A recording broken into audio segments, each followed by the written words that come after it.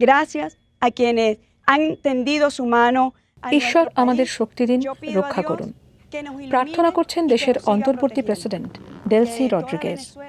জোড়া ভূমিকম্পের অভিঘাতে এক নিমেষে যেন ধ্বংসস্তূপ ভেনেজুয়েলার রাজধানী, ক্ষতিগ্রস্ত একাধিক শহর, তাসের ঘরের মতো ভেঙেছে বহুতল, ধুলোর চাদরে ঢাকা চারিদিক, বিচ্ছিন্ন মোবাইল সংযোগ ব্যবস্থা, সন্ধে পেরিয়ে রাতভর ভোর রাত পর্যন্ত উদ্ধার কর্মীদের ছোটাছুটি, আতঙ্কিত মানুষের হাহাকার, পরিজনদের খোঁজ, ছুটির দিনের আনন্দ লহমায় বদলে গিয়েছে দুঃস্বপ্নে।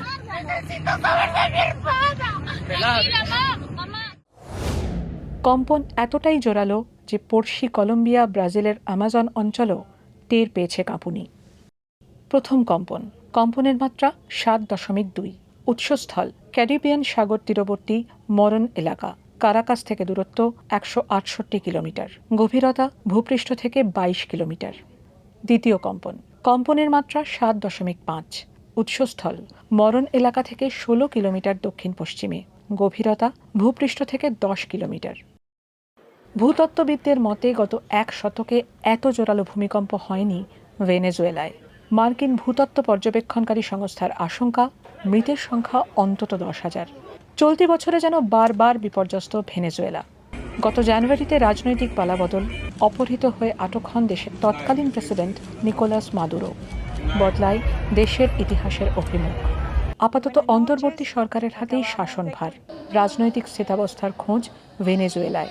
মাস কয়েকের মধ্যেই নামল প্রাকৃতিক বিপর্যয়। মাদুরো শাসনকালের বিরোধী নেত্রী তথা নোবেলজয়ী মাচাদো বলছেন, এই উদ্বেগের মুহূর্তে ভেনেজুয়েলার প্রত্যেকটি মানুষের জন্য প্রার্থনা করছি, সংকটের মুহূর্তে সংহতি বজায় থাকুক, ঈশ্বর আমাদের সহায় হন, এই বিপদের দিনে আমরা সকলে আরও বেশি ঐক্যবদ্ধ থাকি। ভেনেজুয়েলার মাদুরো জামানায় ইতি টেনেছিলেন মার্কিন প্রেসিডেন্ট ডোনাল্ড ট্রাম্প। এই বিপদের দিনে বন্ধু সম্বোধন করেই ভেনেজুয়েলার পাশে সর্বতোভাবে দাঁড়ানোর আশ্বাস দিয়েছেন তিনি।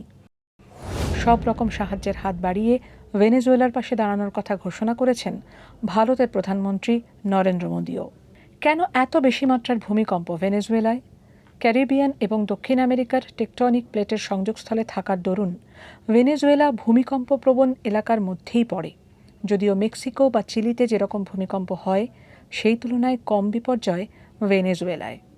তবে দুই প্লেটের মধ্যবর্তী চ্যুতি বা ভাঙন যখন বাড়তে থাকে এবং তা অনুভূমিকভাবে এগিয়ে যায়, তখন ভয়াবহ কম্পন দেখা দেয়। মার্কিন ভূতত্ত্ব পর্যবেক্ষণকারী সংস্থার মতে ভেনেজুয়েলার জোড়া ভূকম্পের কারণ এটাই। এমনকি মূল কম্পনের পরও মৃদু কাঁপুনি টের পাওয়া গিয়েছে বেশ কয়েকবার। এই মুহূর্তে থমকেই আছে গোটা দেশ। জরুরি অবস্থা জারি করেছেন অন্তর্বর্তী প্রেসিডেন্ট। বিশ্বের বন্ধু ও প্রতিবেশী দেশগুলো পাশে থাকার বার্তা দিয়েছে। রাজনৈতিক পরিবর্তনের পর প্রাকৃতিক বিপর্যয় অতিক্রম করে স্বাভাবিক অবস্থাতে ফেরাই এখন বড় চ্যালেঞ্জ ভেনেজুয়েলার অন্তর্বর্তী সরকারের কাছে।